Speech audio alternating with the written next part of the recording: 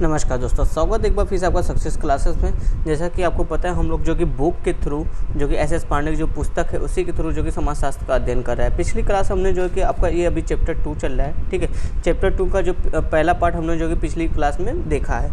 इसमें हमने जो कि भारतीय समाज का जो परंपरागत भारतीय समाज है उसके बारे में काफ़ी कुछ समझा, देखा, डिटेल से समझा हर चीज़ को। उसका जो आलोचना भी जो है आज के समाज में कैसे रिलेवेंट कर रहा है, क्या नहीं है, ये सब कुछ देखते हुए जो कि उसका मूल्यांकन वगैरह सब कुछ किया। तो ये पार्ट 2 होगा आज आपका इस चैप्टर का, और लास्ट पार्ट होगा। तो इसमें हम समझेंगे जो भारतीय समाज में निरंतरता और परिवर्तन है वो किस तरह से हमें आज देखने को मिलती है। तो अभी तक हमने जो कि परंपरागत समाज के बारे में सब कुछ समझा, देखा। अब हम देखेंगे जो भारतीय समाज जो निरंतर जो लगातार एक तन्मयता बनी हुई है, निरंतरता बनी हुई है, जो भारतीय समाज का मूल है वो आज भी हमको देखने को मिलता है, उसके बारे में, और जो परिवर्तन इसमें हुए उसके बारे में हम लोग समझने की कोशिश करते हैं। तो जो भी बच्चे भी चैनल से नए जुड़े हुए हैं, फटाफट चैनल को यहाँ पे देखो सब्सक्राइब का बटन दिख रहा होगा, फटाफट से सब्सक्राइब करके आप हमसे जुड़ जाइए। और चलो स्टार्ट करते हैं बिना किसी देरी के। तो हम आज अभी पढ़ने जा रहे हैं भारतीय समाज में निरंतरता और परिवर्तन। तो चलो देखते हैं यहाँ से इसका कुछ देखो, यहाँ से शुरू करते हैं। बाकी ऊपर वही सब थोड़ी सी कहानी है। परंपरागत भारतीय समाज के प्रमुख तत्व जो थे उस सबके बारे में पढ़ा था। यहाँ पे एक बार थोड़ा सा फिर से पिछले क्लास का रिवीजन हो जाएगा थोड़े से 2 मिनट में, ठीक है। देखते हैं। तो देखो परंपरागत भारतीय समाज के प्रमुख तत्व कौन कौन से रहे हैं। पहला यहाँ पे देखो आपका धर्म, जो धर्म है उसको समाज में केंद्रीय स्थान प्राप्त है। दूसरा है वर्ण व्यवस्था। वर्ण व्यवस्था को प्रकार्यात्मक विशेषीकरण के एक सिद्धांत के रूप में विकसित करने का प्रयास किया गया है, ठीक है। थर्ड है जाति व्यवस्था। जो जाति व्यवस्था वो सामाजिक अस्थिकरण के रूप में स्पष्ट रूप से समाज में दिखता है, वो आपको। चौथा है कर्म के सिद्धांत, जिसके द्वारा व्यक्ति जो कि भूत, वर्तमान और भविष्य के कर्म फलों को निश्चित किया गया है। पांचवा है आश्रम व्यवस्था। आश्रम व्यवस्था द्वारा विभिन्न आयु वर्ग के लोगों के कार्यों को निश्चित किया गया है। छठा है पुरुषार्थ व्यवस्था, जिसके द्वारा सामाजिक लक्ष्यों व उनको प्राप्त करने के उचित साधनों की व्यवस्था की गई है। देखो दोस्तों, अभी तक हमने जो भी सब कुछ पढ़ा उस सबका एकदम ये शॉर्ट और निचोड़ है। तो आप क्या कर सकते हो, अगर कभी परंपरागत भारतीय समाज कैसा रहा है, उसका कुछ क्या तत्व रहे, तो आप सीधे उठा के ये 5-6 पॉइंट जो कि आप लिख सकते हो, जिससे आप स्पष्ट कर सकते हो कि परंपरागत भारतीय समाज का स्वरूप कैसा था और उसमें क्या चीज़ें क्या क्या मुख्य बातें थी। इन्हीं सिर्फ छोटे से पॉइंट से आप बता सकते हो, ठीक है। तो चलो ये हमने समझ लिया। अब आगे देखो योगेंद्र सिंह क्या कहते हैं। योगेंद्र सिंह ने स्पष्ट किया कि वर्तमान भारतीय समाज का यह नवीन स्वरूप परंपरागत समाज एवं उनके तत्वों को प्रतिस्थापित करके नहीं है। मतलब जो परंपरागत समाज के परंपरागत जो समाज था या उसके तत्व थे, उसको जो वर्तमान समय है या जो कि उसको बिल्कुल तरह से हटा नहीं दिया है, ठीक है। अभी भी उनके जो मूल चीज़ें हैं वो अभी भी अपना प्रेजेंट में जो कि हमको देखने को मिलती हैं। ये हमारे योगेंद्र सिंह जी बता रहे हैं, ठीक है। अभी भी जाति व्यवस्था, संयुक्त विवाह के प्रथागत पक्ष और जीवन के विभिन्न क्षेत्रों में धर्म का प्रभाव देखा जा सकता है। अर्थात वर्तमान भारतीय समाज निरंतरता के साथ परिवर्तन को दर्शाता है, जहाँ परंपरागत समाज अपनी निरंतरता को बनाए रखते हुए आधुनिकता के साथ विद्यमान है। कहने का मतलब जो भी हमारे आधुनिकता में हम लोग आज जी रहे हैं, जो आज मॉडर्न सोसाइटी में हम लोग रह रहे हैं, तो इसका क्या कहने का मतलब, इसका मतलब कि जो हमारा परंपरा है ऐसा तो नहीं बिल्कुल विलुप्त हो गया, हमने अपनी परंपरा को छोड़ के सिर्फ जो कि मॉडर्निटी को अपना लिया, नहीं। हमारा जो मॉडर्निटी है ना वो हमारी परंपराओं में आधुनिकीकरण, मतलब हमारी परंपराओं का आधुनिकीकरण है, ठीक है। परंपराएं हमारी हैं, उनकी मूल बातें हैं, पर उसमें थोड़ा सा चेंजेस हो गया आज के मांग के अनुसार, आज के समय के अनुसार, ठीक है। वही योगेंद्र सिंह जी यहाँ पे बता रहे हैं। अब देखो इन्होंने जैसे क्या बोला कि अब यहाँ से देखते हैं योगेंद्र सिंह जी की बात होगी। अब देखो इसके कारक क्या है, जो भारतीय समाज में जो निरंतरता बनी हुई है और जो परिवर्तन हो रहे हैं उसके क्या कारक है, क्या कारण है, उन कारणों को हम लोग देखते हैं, ठीक है। जो उसके कुछ उत्तरदायी कारकों को हम लोग यहाँ पे पॉइंट वाइज डिस्कस करेंगे। 8 पॉइंट में देखो क्या क्या है, 2 तरह से समझेंगे। एक तो समाज में जो परिवर्तन है उसके क्या कारक रहे, और समाज में निरंतरता जो बनी हुई है उसके क्या कारक रहे, ठीक है। तो पहला देखो, बौद्ध, जैन एवं इस्लाम धर्म के प्रभाव ने हिंदू सामाजिक व्यवस्था में समानता की भावना के साथ कर्मकांडों को लचीला बनाया है, ठीक है। इस कारण से जो कि हमारे जो समाज में समानता आई है और कर्मकांड जो कि लचीले हुए, किसके प्रभाव में, बौद्ध, जैन और इस्लाम धर्म के प्रभाव में, ठीक है। और दूसरा देखो अंग्रेजी शिक्षा। अंग्रेजी शिक्षा के विषय में क्या कह रहा है, अंग्रेजी शिक्षा एवं ईसाई मिशनरियों के प्रभाव से, ठीक है। यहाँ पे देखो अंग्रेजी शिक्षा एवं ईसाई मिशनरियों के प्रभाव से स्वतंत्रता, समानता एवं धर्म निरपेक्षता जैसे आधुनिक मूल्यों का प्रसार संभव हो पाया है, ठीक है।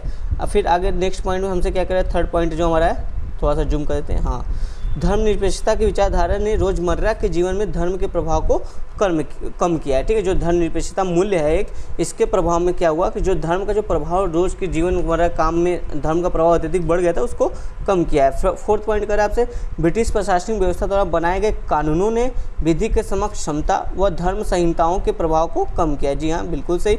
सो आप देखो नेक्स्ट पॉइंट, स्वतंत्रता, समानता एवं सामाजिक न्याय के रूप में लोकतांत्रिक मूल्यों के प्रसार ने जातीय स्थिरीकरण की व्यवस्था को की जो कठोरता थी उसको कम किया। मतलब जो जातीय स्थिरीकरण पहले ये था कि आप जाति गतिशीलता नहीं आपको देखने को मिलती, भारतीय समाज एक तरह से बंद जाति गतिशीलता का नाम दिया जाता है, तो अब वो ऐसा नहीं है कि अब यहाँ पर जाति गतिशीलता भी देखने को मिलती है। ठीक है, अब फिर नेक्स्ट पॉइंट कह रहा है औद्योगिकीकरण और नगरीकरण ने भारतीय जाति व्यवस्था में गतिशीलता के अवसर प्रदान किए हैं। जी हाँ, बिल्कुल सही कह रहा है कि जो औद्योगिकीकरण है आपका और नगरीकरण है उसने भी जो आप देखोगे बहुत सारे जो कि अवसर देख के लोगों को जो कि लोगों की स्थिति में जो कि काफ़ी परिवर्तन हमको देखने को मिला है आज।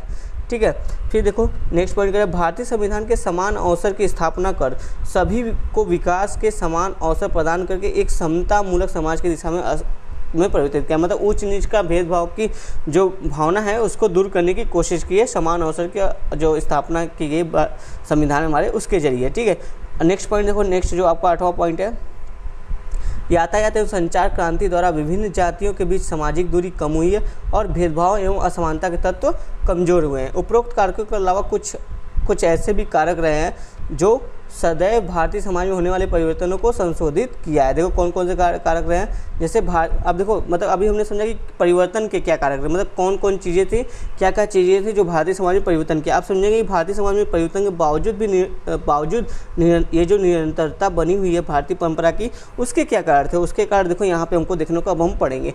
देखो ये बोला कि भारतीय समाज में जो कि खुलापन है, खुलापन करने मतलब ये जो कि बदलती हुई परिस्थितियों के साथ अनुकूलन में सहायता करता है। अगर समय की मांग में यहाँ कुछ परिवर्तन होना चाहिए तो ये आसानी से परिवर्तन कर देती है, ऐसा नहीं कि इसके लिए प्रति बहुत कठोर है, इसलिए जो कि इसमें निरंतरता बनी हुई है।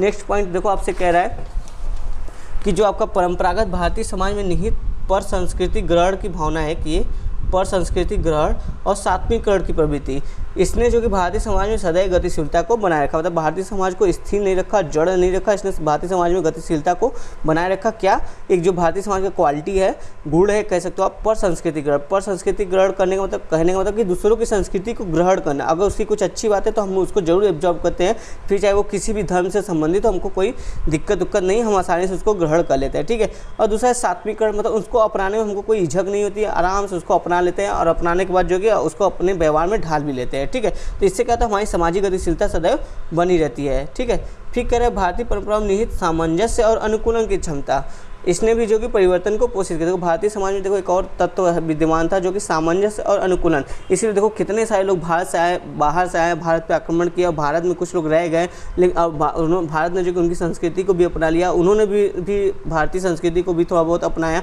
और उसी आधार में मिलजुल में सब रहने लगे और धीरे धीरे हम लोग इसी के आदी हो गए। ठीक है, मतलब इसी परंपरा अनुकूलन इसी के साथ साथ हम लोग जीते रहे। तो इस तरह से जो कि हमने परिवर्तन को पोषित किया भारतीय समाज ने। ठीक है, और ये जो परिवर्तन हुआ है समाज में वो अनुकूलन सामाजिक परिवर्तन की प्रक्रिया हुई है। ठीक है, ऐसा नहीं कि कोई बहुत बड़ा क्रांति हुआ है, रिवोल्ट हो गया, जैसे अंग्रेजों के समय रिवोल्ट हो गया, आज़ादी मिला, वो वाला परिवर्तन नहीं। यहाँ पे मतलब ऐसे परिवर्तन जहाँ पे हाँ सबने राजी खुशी से एक्सेप्ट करे। पहले हो सकता है शुरू में विद्रोह हुआ हो, लेकिन फिर बाद में सबने उसको स्वीकार कर लिया और कोई दिक्कत नहीं है, हम भी उन्हीं की कल्चर अपने कल्चर को मिक्स करके आराम से जी रहे हैं, कोई दिक्कत नहीं है। तो ये जो परिवर्तन है कैसा था, अनुकूलनकारी सामाजिक परिवर्तन। ठीक है, आगे देखते हैं। स्पष्ट परंपरागत भारतीय समाज में परिवर्तन की प्रकृति अनुकूलनकारी रही है, जहां परंपरा की निरंतरता के साथ परंपरा में परिवर्तन होता रहा है। ठीक है, भारतीय परंपरा की इस निरंतरता के लिए उत्तरदायी कारकों को निम्न बिंदु में देखा जा सकता है। और भी कुछ कारक बता रहे हैं, आप देख सकते हो। देखो ये पहला दूसरा पॉइंट जो है कि रिपीट है, थर्ड और फोर्थ पॉइंट से हम लोग समझते हैं। यहाँ पे जो पीछे हमने पढ़ा वही पहला दूसरा पॉइंट अभी भी कह रहा है। ठीक है, थर्ड पॉइंट देते हैं। भारतीय परंपरा में विद्यमान सहिष्णुता की क्षमता के कारण विभिन्न समूहों में आपसी प्रतिस्पर्धा का अभाव पाया जाता है, जिसने परंपरा की निरंतरता में परंपरागत सहयोग किया है। ठीक है, ये कह रहा है जो भारतीय परंपरा में एक और मूल तत्व है सहिष्णुता। इसके द्वारा क्या होता है कि अगर कोई धर्म हो सकता है किसी धर्म दूसरे धर्म को क्रिटिसाइज करे या कुछ बताए कि आपके धर्म में ये चीज़ें अच्छी नहीं है पर हमारे धर्म में ये चीज़ें, तो यहाँ पर क्या सहिष्णुता मतलब सहन की शक्ति है। ऐसा नहीं कि कोई किसी के बारे में बोला है तो दूसरा तुरंत गुस्सा होकर तुरंत कमेंट करना शुरू कर दे, मारपीट करना, ऐसा नहीं है। वो उसकी बात को सुनेगा, समझेगा, अगर उसको लगेगा कुछ परिवर्तन करने लायक है तो परिवर्तन करेगा, नहीं तो फिर सुन के निकल जाएगा, उसमें क्या है। ठीक है, तो यहाँ पर सहिष्णुता है। ऐसा नहीं कि किसी धर्म के प्रति हम विरोध का भावना रखते हैं या द्वेष का भावना रखते हैं, नहीं, हम सभी धर्मों का सम्मान करते हैं। इस तरह की क्वालिटी जो कि भारतीय समाज में आपको देखने को मिलेगी। इसलिए जो है कि भारत की जो निरंतरता है वो बनी हुई है। और नेक्स्ट पॉइंट देखो क्या कह रहा है, भारतीय समाज में सामंजस्य एवं अनुकूलन की क्षमता है, वही जो हमने ऊपर पढ़ा। इसीलिए जो भारतीय समाज में जो कि आपको निरंतरता बनी रहती है। अब इसका मूल्यांकन करते हैं, जो परिवर्तन और निरंतरता भारतीय समाज में है, ठीक है, उसके बारे में देखते हैं क्या बता रहा है यहाँ पे, ठीक है। एस.एस. पांडे जी क्या लिखते हैं, उपरोक्त विश्लेषण से स्पष्ट है कि वर्तमान भारतीय समाज निरंतर गतिशील रहा है तथा परंपरा व आधुनिकता के सह अस्तित्व को परिलक्षित करता है। ठीक है, बिल्कुल सही। यहाँ बता रहे, यहाँ अनेक अंतर्जात एवं यहाँ अनेक अंतर्जात एवं वही जात जो कि स्रोतों के परिणाम से होने वाले परिवर्तन के साथ अपनी निरंतरता को बनाए हुए। देखो अंतर्जात मतलब भारतीय समाज में कुछ ऐसे परिवर्तन हुए होंगे जिनके कारण जो कि समाज में परिवर्तन दिखा। जैसे भारतीय समाज में जैन धर्म का उद्भव, बौद्ध धर्म का उद्भव, इनके कुछ सिद्धांत जिसके कारण भारतीय समाज में कुछ परिवर्तन हुआ। ठीक है, ये क्या है, अंतर्जात कारण है।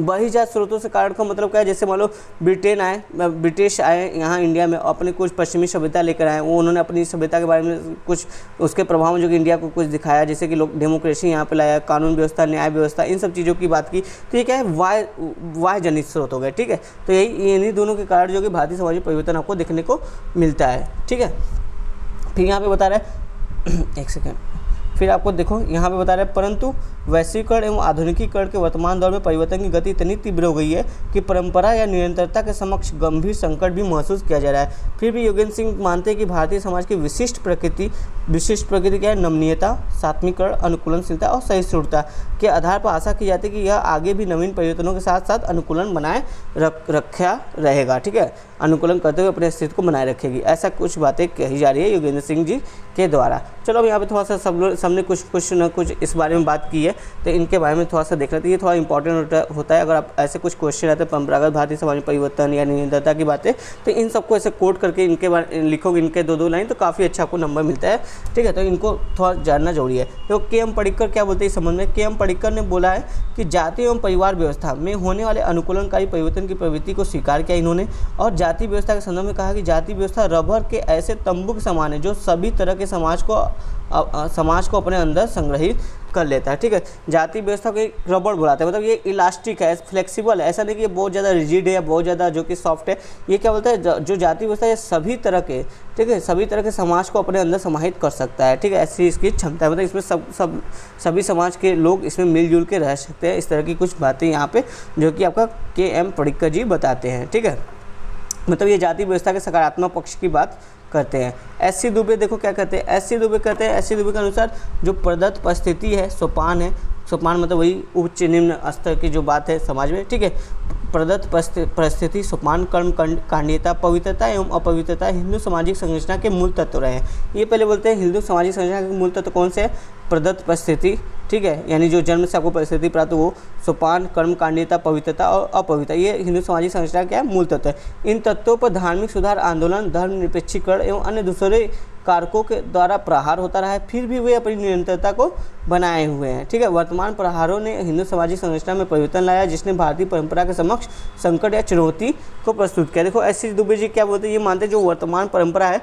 इसने जो परंपरागत भारतीय समाज है उसके ऊपर थोड़ा सा चोट किया है, उसके जो परंपरागत भारतीय समाज के जो मूल है उसको थोड़ा सा आघात किया है, मतलब कह सकते हैं जो उसका मूल है उसको थोड़ा सा धूमिल किया, जैसे जाति व्यवस्था को कमजोर किया है। ठीक है, और जो भी चीज़ें पवित्रता अपवित्रता की बातें थी उसको जो कि कमजोर किया है, जो परिस्थिति प्रदत्त परिस्थिति की जगह पर अर्जन परिस्थिति है, मतलब आपको जन्म के आधार पर नहीं, आपके जो योग्यता है उसके आधार पर जो कि आपकी परिस्थिति दी जाएगी, इस सब चीज़ों को थोड़ा कमजोर किया है हिंदू सामाजिक संरचना में, ऐसा एस.सी. दुबे जी कहते हैं। ठीक है, मतलब ये चेंजेस की बात करते हैं। अब बोलते हैं इससे जो कि थोड़ा बहुत जो भारतीय समाज के समक्ष जो कि संकट भी, चुनौती भी प्रस्तुत किया है इसने। फिर देखो इसमें देखो कि योगेंद्र सिंह जी कहते हैं कि, अब देखो योगेंद्र सिंह जी की बात करते हैं। ठीक है, योगेंद्र सिंह जी बोलते हैं कि परंपरागत भारतीय समाज या परंपरा के 4 आधारभूत तत्व है। ठीक है, जो परंपरागत भारतीय समाज है उसके जो कि 4 आधारभूत तत्व इन्होंने बताया, पहला संपूर्णता, दूसरा सोपान, तीसरा परलोकवादिता, चौथा निरंतरता। मतलब ये भारतीय समाज में ऐसे 4 मूल है, जो मूल तत्व जो पाए जाते हैं, जैसे संपूर्णता, सोपान, परलोकवादिता और निरंतरता की चर्चा की है। और निरंतरता को केंद्रीय तत्व मानते हुए परंपरागत भारतीय समाज में अनुकूलनकारी परिवर्तन को स्वीकार किया है, जहाँ परिवर्तन व्यक्तिवादिता, समानता, धर्मनिरपेक्षता, लोकतांत्रिक मूल्य, परिवर्तन के प्रति आस्था आदि की ओर हुआ है। ठीक है, मतलब यहाँ पे जो परिवर्तन युगेंद्र सिंह मानते हैं वो कहते हैं अनुकूलनकारी परिवर्तन है, जहाँ पे जो कि आप देखो धर्मनिरपेक्षता है, लोकतांत्रिक मूल्य हैं, ठीक है, व्यक्तिवादिता, इस सब समानता, इस सब की बातें जो कि आपको देखने को मिली है परिवर्तन के बाद। बावजूद इसके परंपरागत भारतीय समाज अपनी निरंतरता को बनाए हुए है। युगेंद्र सिंह का जो कोट है ना काफ़ी अच्छा है, आप इनको जो कि मेंशन कर सकते हो। ठीक है, ऊपर से जो दो आपको देखिए, क्योंकि इसमें देखो दोनों बातें कर दी, जो परिवर्तन हुए उनकी भी बात ये अच्छे से बता रहा है, जो अभी परंपरागत भारतीय समाज के मूल तत्व चले उनको भी इन्होंने अच्छे से बताया। फिर आगे देखो दीपांकर गुप्ता जी क्या कहते हैं। दीपांकर गुप्ता ने वर्तमान भारतीय आधुनिक को छद्म चेतना मानते हुए जीवन के विभिन्न पक्षों में आई आधुनिकता को बाहरी दिखावा माना है और परंपरागत समाज की निरंतरता को स्वीकार करते हुए निष्कर्ष दे कि आज भी बहुसंख्यक भारतीय परंपरागत जीवन में व्यतीत करे। देखो दीपांकर गुप्ता जी जो कि वर्तमान जो आधुनिकीकरण है ना, ये उसको वास्तविकता नहीं माने, बोले कि ये सिर्फ बाहरी दिखावा है, जबकि वास्तव रूप में जो कि भारतीय समाज अभी भी परंपरागत समाज में जी रहा है। ठीक है, ऐसा नहीं कि भारतीय समाज जो कि आधुनिक बन गया, ऐसा दीपांकर गुप्ता जी का मानना है। देखो इन चारों के कोट में सबसे अच्छा जो कि मुझे पर्सनली, जो मुझे अपने अनुभव का दावा बता रहा हूँ, योगेंद्र सिंह का जो कि कोट अच्छा लगा, आपको भी समझ में आएगा, जो चारों आपने देखा होगा। योगेंद्र सिंह ने, क्योंकि इन्होंने जो परिवर्तन हुआ है उसको भी स्वीकार किया और जो भारतीय परंपरा का मूल तत्व है उसको भी स्वीकार किया, दोनों बातें की है, केवल एक साइड ये नहीं हुए, बाकी तीनों जो कि कुछ न कुछ एक साइड की बातें करते हैं। चलो आगे देखते हैं। अब आगे देखो हिंदू सामाजिक संगठन पर जो कि बौद्ध धर्म का क्या प्रभाव रहा है उसके बारे में बात करेंगे हम यहाँ से। ठीक है, तो चलो समझते हैं। यहाँ देखो परंपरागत भारतीय समाज की 3 मुख्य विशेषताएं थी। क्रम विन्यास या सोपान, मतलब वही समाज में ऊपर नीचे किसकी क्या स्थिति रहेगी, उसके बाद संपूर्णता की भावना और नैर्तन्य की भावना। ठीक है, मतलब कि निरंतरता बनी रहेगी ऐसा। परंतु कालांतर में इसका स्वरूप विकृत हो गया, जिसमें सुधार की कोशिश के 2 तरीके की गई। ठीक है, 2 तरीकों से इसमें सुधार किया गया। पहला देखो क्या है, वैदिक परंपरा में थोड़ी फेरबदल करके, जैसे शंकराचार्य, रामानुज, भक्ति आंदोलन के प्रादुर्भाव, मतलब इन सब के देखो पहले जो इसमें परिवर्तन हुआ है, सबसे पहले वैदिक ये कोशिश किया कि वैदिक परंपरा में थोड़ा बहुत चेंजेस करते हैं। इसके लिए कुछ लोगों ने कोशिश भी की, जैसे शंकराचार्य, रामानुज, भक्ति आंदोलन के थ्रू, जो कि इसमें कुछ इसकी जो मतलब कठोरतापन था ब्राह्मणवाद का, उसको जो कि थोड़ा सा कमजोर करने की या लचीला करने की कोशिश की। ठीक है, दूसरा था वैदिक परंपरा के मुख्य तत्वों से भिन्नता रखते हुए नई परंपरा की स्थापना करना। ऐसा नहीं कि वैदिक परंपरा को हम सुधार करें, वैदिक परंपरा को अपना रहे, नहीं। यहाँ पे बोले कि पूरी तरह से वैदिक परंपरा को ही खारिज करते हैं, हम एक नई व्यवस्था की बात करते हैं, जैसे जैन बौद्ध और जैन धर्म के उद्भव। ठीक है, इन्होंने जो कि नई परंपरा को ही विकसित कर दिया, पूरी तरह से जो कि वैदिक परंपरा को मानने से खारिज कर दिया। ठीक है, अब देखो यहीं से शुरू करते हैं अपने बौद्ध धर्म की यथार्थवादी दृष्टिकोण।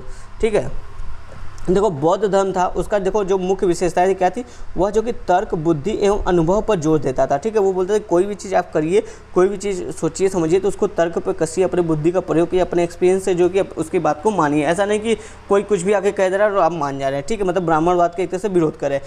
और इन्होंने जो कि अहिंसा एवं सदाचार पर बल दिया है। ठीक है, बौद्ध धर्म में देवी देवताओं, भाग्यवाद, पुनर्जन्म और ग्रह नक्षत्रों का प्रभाव आदि पर विश्वास नहीं किया गया है। ठीक है, इस लौकिक जगत की यथार्थता पर बल दिया गया। इसने जो बौद्ध धर्म, इसने परलोकवादिता पे नहीं बल दिया। इसने बोला कि ये जो लौकिक जगत है ना, ये संसार जो इसी की इस सच्चाई पे, इसी को आप स्वीकार कीजिए, इसी पे बल दिया, मतलब इसी के लिए कर्म कीजिए। ऐसा नहीं कि आप अगले जन्म का सोच के कर्म करें। ठीक है, फलतः इस धर्म की बहुत सारी मान्यताओं ने हिंदू सामाजिक संगठन को व्यापक रूप से प्रभावित किया है। इसकी देखो कुछ मान्यताएं थे जिसने हिंदू धर्म को प्रभावित किया। कौन कौन सी बौद्ध धर्म की मान्यताएं, अभी हम उसको यहाँ पे देखेंगे। पहला कह रहे संसार में सब कुछ परिवर्तनशील है, इसलिए जाति व्यवस्था का आधार जन्म नहीं कर्म होना चाहिए। जैसा कि ये कहा जा रहा है कि अगर संसार में सब कुछ परिवर्तन है तो जाति में भी परिवर्तन होगा। जाति में परिवर्तन अगर जन्म से होगा तो परिवर्तन नहीं हो पाएगा, लेकिन अगर कर्म से करेंगे तो जाति में आप देखो परिवर्तन हो जाएगा। मतलब किसी की स्टेटस समाज में ये 4 स्टेटस है, यहाँ पर है तो वो ऊपर भी आ सकता है, लेकिन अगर कब आएगा जब वो कर्म के आधार पर होगा, जन्म के आधार पर नहीं। ठीक है, इसलिए बोलते हैं कि जो जाति व्यवस्था होती है वो कर्म के आधार पे होना चाहिए, ना कि जन्म के आधार पे। सेकंड पॉइंट क्या बोलते हैं, कोई भी व्यक्ति अपने स्व को विकसित करके सोपानिक व्यवस्था के क्रम में ऊपर आ सकता है और निर्वाण प्राप्त। स्व मतलब अपने व्यक्तित्व, ठीक है, जो उसकी पर्सनालिटी है उसको विकसित करके जो कि सामाजिक व्यवस्था में जो कि ऊपर आ सकता है और निर्वाण की प्राप्ति कर सकता है। निर्वाण मतलब मोक्ष की प्राप्ति कर सकता है, मतलब ठीक है। नेक्स्ट टाइम जो थर्ड पॉइंट वो देखते हैं, स्त्रियों को भी पुरुष के समान दर्जा मिलना चाहिए। जी हाँ, यहाँ पर जो कि स्त्री पुरुष समानता की बात की है वो कैसे देखो आप, जैसे संघ में प्रवेश जो कि स्त्री और पुरुष दोनों को मिली थी। जैसे अगर आप हिंदू समाज में देखोगे, वैदिक समाज में, तो वहाँ पर जो कि जैसे वेदों का ज्ञान स्त्रियों के लिए नहीं था, बहुत कम स्त्रियों के लिए था, लेकिन यहाँ पर जो कि ऐसा नहीं है, आप यहाँ पर स्त्री पुरुष दोनों को जो कि समानता का अधिकार दिया गया है। ठीक है, नेक्स्ट पॉइंट देखो, दान की जो प्रथा है, ठीक है, उसके द्वारा जो बोलते हैं बौद्ध धर्म कहता है कि जो आपके पास अधिदेश है, है, ठीक, अधिशेष आप उसको दान कर दीजिए या फिर से जनता में बांट दीजिए। इससे क्या होगा, समाज में जो असमानता है उसको दूर होगा और समाज में समानता आएगी। ठीक है, नेक्स्ट पॉइंट बोलते हैं भाषाई सोपान को अस्वीकार करते हुए धर्म विधियों पर संस्कृत भाषा जानने वाले ब्राह्मण वर्ग के वर्चस्व को समाप्त किया। ठीक है, देखो पहले वैदिक समय में क्या होता था, जो जिसने संस्कृत भाषा पढ़ लिया है सबको संस्कृत शिक्षा जो कि नहीं दी जाती थी, केवल ब्राह्मणों लोगों को ही संस्कृत शिक्षा या उच्च वर्ग के जो लोग थे उनको दी जाती थी। तो क्या होता था, संस्कृत भाषा एक तरह से अपने आप में जो कि समाज में आपकी परिस्थिति का निर्धारण करता था। जिसको पता है वो समाज में ऊपर है, जिसको नहीं पता है वो समाज में निम्न है। ये जो भाषा का एकाधिकार था ना, वर्चस्व था भाषा का, उसको समाप्त करने के लिए इन्होंने क्या किया, इन्होंने जो कि जन सामान्य की भाषा का उपयोग किया अपने जो कि सिद्धांतों या बातों या विचार को, अपने विचार को व्यक्त करने के लिए, वो थी पाली भाषा। यानी इस तरह से इन्होंने जो भाषा की वर्चस्वता थी उसको भी खारिज करने की कोशिश की है। ठीक है, और देखो ये कुछ बौद्ध धर्म की मूल बातें रही हैं, कुछ मान्यताएं रही हैं। ठीक है, इसको हमने देखा। अब देखो यहाँ पे, यद्यपि बौद्ध धर्म में भी बहुत सी ऐसी सैद्धांतिक मान्यताएं थी जो क्रम विन्यास को परिलक्षित करती थी, परंतु यहाँ उल्लेखनीय कि बुद्ध का उद्देश्य पूर्ण समानता युक्त समाज की स्थापना करना नहीं बल्कि सभ्य समाज की स्थापना करना था। ठीक है, ये ध्यान दीजिएगा, जो बुद्ध धर्म का उद्देश्य था वो समानता स्थापित करने की बात नहीं थी बल्कि एक सभ्य समाज की स्थापना करने की बात थी, इनका ये मानना था। ठीक है, बौद्ध धर्म की इन मान्यताओं ने परंपरागत भारतीय समाज को कई रूपों से प्रभावित किया है। अब अभी तक हमने देखा कि बौद्ध धर्म के क्या क्या मतलब मूल पॉइंट है जिससे जो कि भारतीय समाज प्रभाव हुआ है। अब देखेंगे कि भारतीय समाज जो प्रभावित होगा, क्या क्या उसमें परिवर्तन आया, उस सब चीज़ की बात यहाँ पे हम लोग करेंगे। ठीक है, जैसे यहाँ पे देखो बोल रहा है कि वर्ण व्यवस्था जो कि कमजोर हुई है इसके प्रभाव में। जी हाँ, जाति व्यवस्था कमजोर हुई है तो ऑब्वियस है वर्ण व्यवस्था उसी से निकला हुआ रूप है। फिर देखो यहाँ पे बोला ब्राह्मणों की जो शक्ति और महत्व थी उसमें कमी आई है। यहाँ पे देखो जो जन्म से अधिक चरित्र योग्यता और कर्म पर बल दिया गया है। ठीक है, जैसे हिंदू धर्म में क्या था कि जन्म पर ही अधिक बल दिया गया था, मतलब जन्म मतलब अर्जित परिस्थिति पे बल दिया था, जबकि कर्म आधारित जो आपका परिस्थिति है, ठीक है, उस पर जो कि बल नहीं दिया गया है। तो यहाँ पे बोल रहा है कि कर्म और चरित्र योग्यता पे आपको बल दिया गया, ना कि जन्म के आधार पे। ठीक है, एक तरह से वही जाति व्यवस्था का विखंडन है। अब इसमें देखो इसके प्रभाव स्वरूप क्या हुआ, सामाजिक जीवन में जो कर्मकांडों में महत्व के महत्व में कमी है। जी हाँ, अब आगे देखो इसके प्रभाव में जो है कि कह रहा है हिंदू समाज में निहित भाग्यवादी धारणा कमजोरी है और कर्म का महत्व बड़ा है। फिर देखो नेक्स्ट पॉइंट काफ़ी इंपॉर्टेंट पॉइंट है, अहिंसा हिंदू समाज का मुख्य मूल्य बन गया, जो कि महात्मा गांधी का आप देखोगे उनकी भी नीति रही है अहिंसा और सत्य की। तो गांधी जी ने ये कॉन्सेप्ट अहिंसा वाला यहीं से उठाया बौद्ध धर्म से। अहिंसा जो कि हिंदू समाज का मुख्य मूल्य बन गया बौद्ध धर्म के प्रभाव से ही, फलतः नर बलि, पशु बलि और मांसाहार में कमी आई तथा शाकाहार और जीवों के प्रति दया की भाव भी वृद्धि हुई है। ठीक है, नेक्स्ट पॉइंट 7 नंबर कह रहा है कि व्यवहारिक कार्य को प्रेरणा देने वाली और लोक कल्याणकारी शिक्षा पर बल दिया जाने लगा। ऐसी शिक्षा पर बल दिया जाने लगा जिससे जो कि समाज कल्याण हो। ऐसा नहीं कि जैसे वैदिक समय में क्या होता था, वैदिक समय में कि वेदों का ज्ञान कुछ ही लोगों को मिलता था, अब वो जो कि उस ज्ञान को लेकर अपना वर्चस्व दिखाते पर उस ज्ञान का सदुपयोग नहीं करते थे। बहुत कम लोग होते थे जो सदुपयोग करते थे, ज़्यादातर लोग अपना वर्चस्व दिखाते थे कि हम मुझे जो कि वेदों का ज्ञान है। जबकि अब यहाँ बौद्ध धर्म क्या करे कि सबको शिक्षा दी जानी चाहिए और शिक्षा वैसी होनी चाहिए जो लोक कल्याणकारी, जो किसी के काम है। ठीक है, ऐसी शिक्षा की पर ये लोग जो कि बल देते हैं। ठीक है, फिर देखो नेक्स्ट पॉइंट क्या कहते हैं, ये जो अगर लोक कल्याणकारी शिक्षा दी जाएगी तो इससे क्या होगा, समानता, सामाजिक न्याय और लोकतंत्र की भावना को प्रोत्साहित किया जाएगा और भारत में मानवतावादी और लोक परोपकारी भावनाओं को प्रचलित किया जाएगा। भारत में जो कि मानवतावादी का विकास होगा, यही से आप समझो बौद्ध धर्म से ही ये जो कि उत्सर्जित होता है। उसी तरह से आप देखो डेमोक्रेसी की जो नींव है वो भी भारत में जो कि बौद्ध धर्म से ही देखने को मिली है हमें। अब देखो इसी के प्रभाव में कुछ बातें देखो इसने वही यहाँ पे जो हमने बात की थी संस्कृत भाषा की बात, इसने देसी भाषाओं को लोकप्रिय बनाकर देश की विभिन्न भाषाओं बोलियों को समुचित महत्व दिया है। अगर सोचो इसने संस्कृत भाषा को इसने भी महत्व दिया था किसी एक भाषा को, तो जो और बोलियाँ थी विभिन्न हमारे देश की जो भाषाएँ थी छोटी छोटी एरिया की, वो सब तो विलुप्त हो जाती इसके प्रभाव में। लेकिन नहीं, इसने जो कि लोकल लेवल पर जो भाषा बोली थी उसको महत्व दिया, जिससे क्या हुआ कि उनकी जो कि उनका भी जो कि समुचित विकास हो सका। ठीक है, फिर देखो अभी जो हम देखते हैं भारतीय समाज की नीति में पंचशील, गुट निरपेक्षता, राष्ट्रीय एकता की भावना, पारस्परिक सहयोग, शांति के लिए प्रयास, गांधी जी का अहिंसक निधि आदि के मूल में यह जो कि बौद्ध धर्म जो कि अभिप्रेरक के रूप में सहयोगी रहा है। तो इस तरह के परिवर्तन जो कि बौद्ध धर्म के प्रभाव में हमको देखते हैं भारतीय समाज में। आगे देखते हैं इस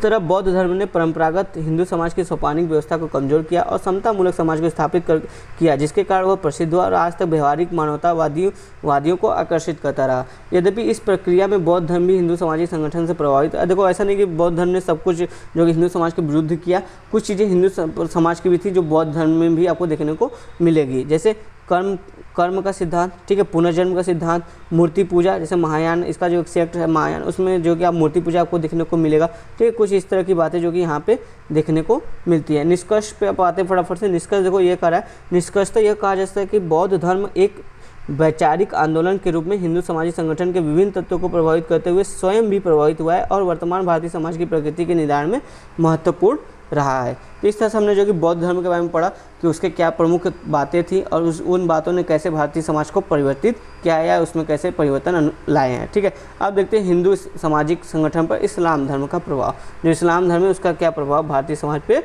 पड़ा हुआ है। चलो देखो यहाँ पे इस्लाम धर्म के बारे में बात कर रहे हैं।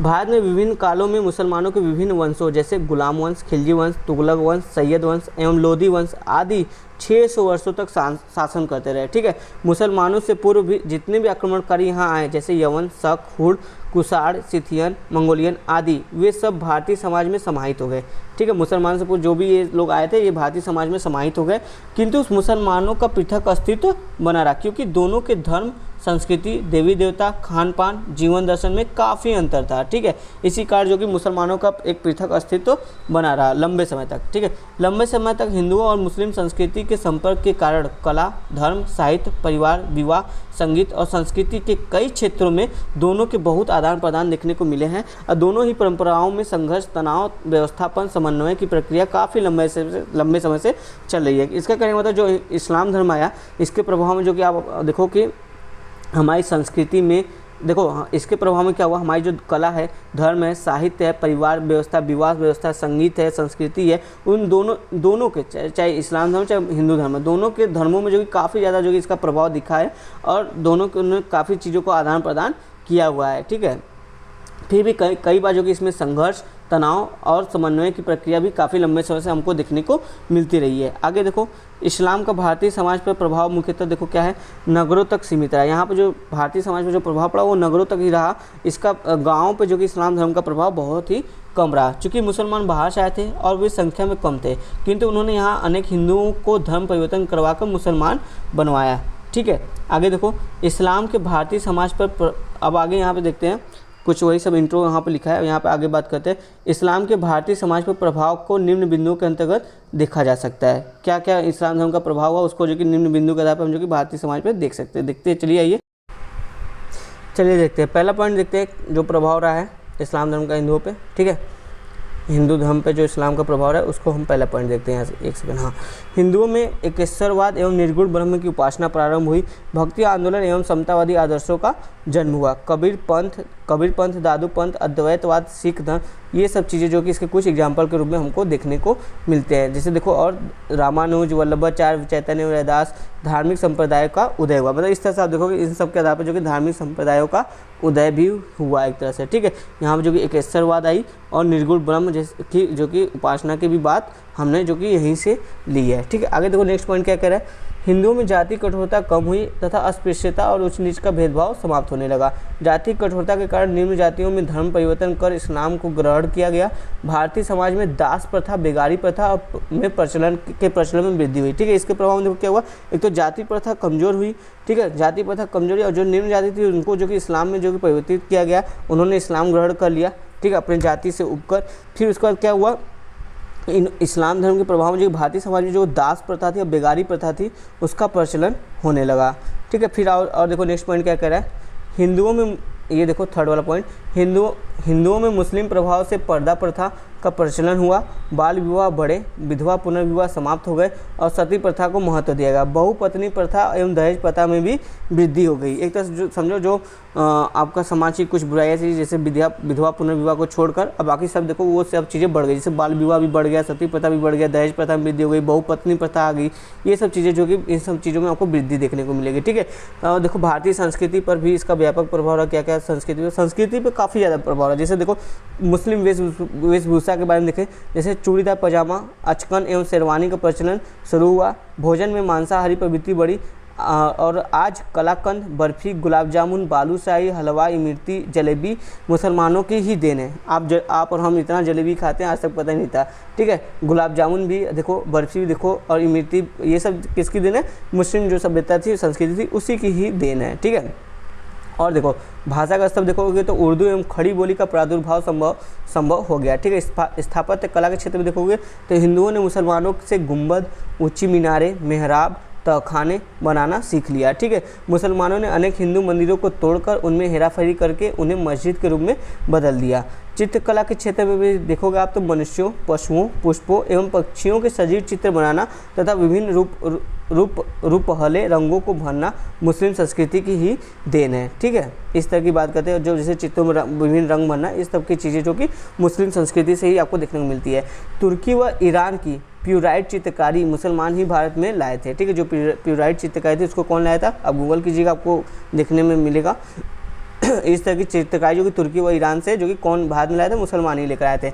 मथुरा के द्वारिकाधीश मंदिर में इस शैली में कृष्ण लीला का चित्रण किया गया, जो कि काफ़ी अच्छी बात है, इंटरेस्टिंग बात है, जिसको जो कि हिंदू कल्चर ने अपनाया था। ठीक है, संगीत का स्तर पर देखते हैं, कव्वाली, गज़ल, ठुमरी तथा तबला एवं सितारवाद, ये भी इस्लाम की ही देन है। तबला भी है, सितारवाद भी है। ठीक है, इस युग में रंगाई, छपाई, बर्तन, दस्तकारी उद्योग, धातु, शक्कर, ईंट, पच्चीकारी, कताई आदि व्यवसायों को भी काफ़ी विकास हुआ है। ठीक है, चलो ये तो कुछ कल्चर काफ़ी ज़्यादा जो कि इसने इम्पैक्ट डाला है। अभी देखते हैं, उपयुक्त विवरण से स्पष्ट है कि इस्लाम के प्रभाव के कारण भारतीय समाज सामाजिक, धार्मिक, आर्थिक और राजनीतिक सभी क्षेत्रों में प्रभावित हुआ है।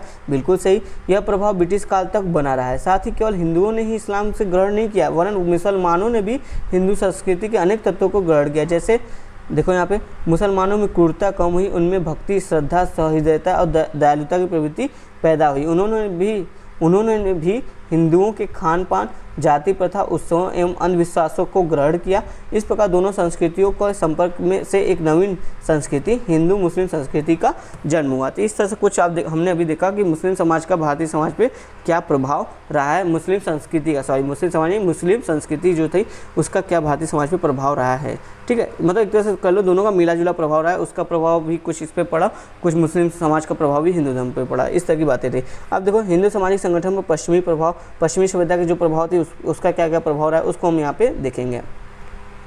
एक तरह से यहाँ पर समझो डेमोक्रेसी की सारी बातें होंगी, क्योंकि जो पश्चिमी लोग थे, ब्रिटिशर्स थे, वही जो कि लोकतंत्र की बातें किया करते थे, प्रशासनिक व्यवस्था, न्याय प्रणाली, लोक सेवकों की व्यवस्था, ये सब जो चेंजेस आपको दिखने मिलेंगे ये ब्रिटिश प्रभाव में दिखेगा। लगभग 200 वर्षों तक लंबे समय तक अंग्रेजों के संपर्क में रहने के कारण भारतीय समाज पर भी पाश्चात्य जगत का विभिन्न क्षेत्रों पर प्रभाव पड़ा है।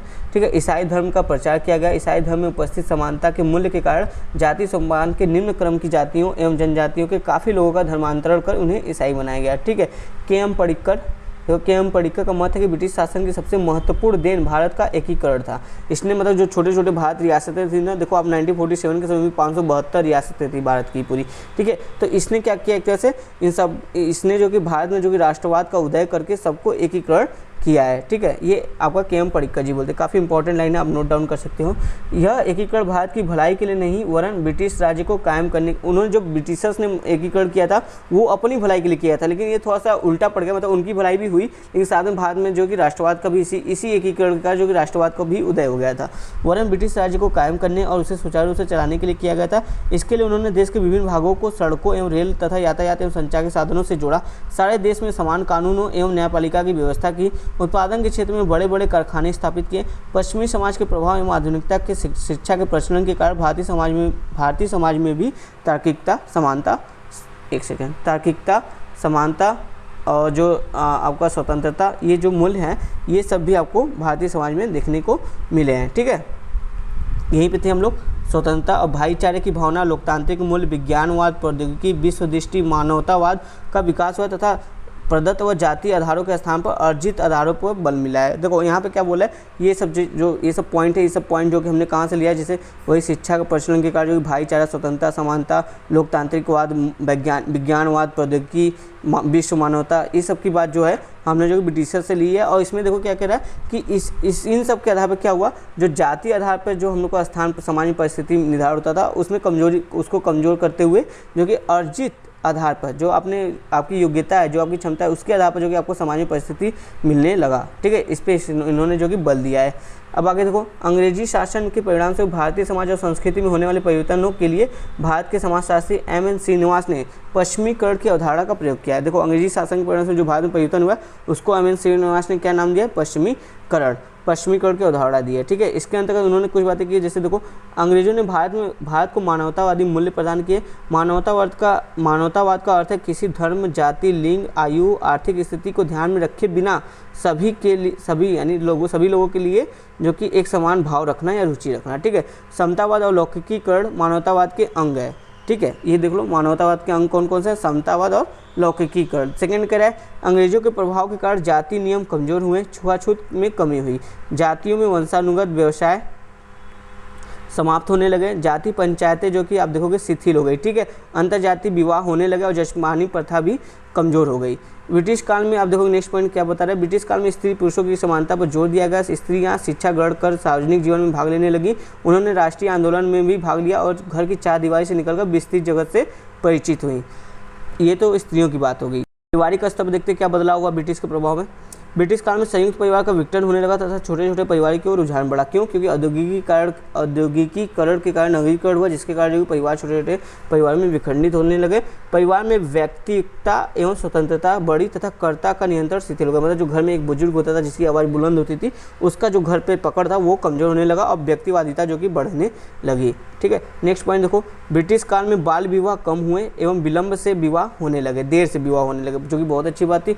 विधवा पुनर्विवाह, प्रेम विवाह, अंतर्जातीय विवाह, कोर्ट मैरिज भी आरंभ हो गए। विवाह एक धार्मिक संस्कार न होकर एक सामाजिक समझौता माने जाने लगा। अभी तक क्या होता था, विवाह को एक धार्मिक संस्कार माना जाता था, जबकि जो पश्चिमी सभ्यता के लोग थे उन्होंने जो कि इसको एक धार्मिक संस्कार नहीं मानते थे, वो एक इसे सामाजिक समझौता मानते थे जिसमें दो लोग आपस में एक बंधन से जुड़े होते हैं, कुछ इस तरह की बात। अब देखो, विवाह की अनिवार्यता समाप्त हो गई तथा एक विवाह का प्रचलन सामान्य होगा। मतलब एक पुरुष एक स्त्री एक ही विवाह करेगा, ऐसा नहीं कि एक पुरुष कई स्त्रियों से विवाह कर ले या एक स्त्री कई पुरुषों से विवाह कर ले, एक ही विवाह का प्रचलन सामान्य हो गया। ठीक है, नेक्स्ट पॉइंट देखो, और ब्रिटिशर्स के प्रभाव में हमारा क्या परिवर्तन आया। ब्रिटिश काल में ईसाई धर्म में धर्मांतरण संभव हुआ। हिंदू धर्म की बुराइयों को दूर करने के लिए अनेक धर्म सुधार आंदोलन हुए, जैसे राजा राम मोहन राय, स्वामी दयानंद सरस्वती, रामकृष्ण परमहंस, विवेकानंद, एनी बेसेंट आदि ने ब्रह्म समाज, रामकृष्ण मिशन एवं थियोसॉफिकल सोसाइटी के द्वारा हिंदू धर्म की बुराइयों को दूर करने का प्रयत्न किया और इनके प्रयत्नों से धार्मिक कर्मकांड एवं रूढ़िवादिता भी कमजोर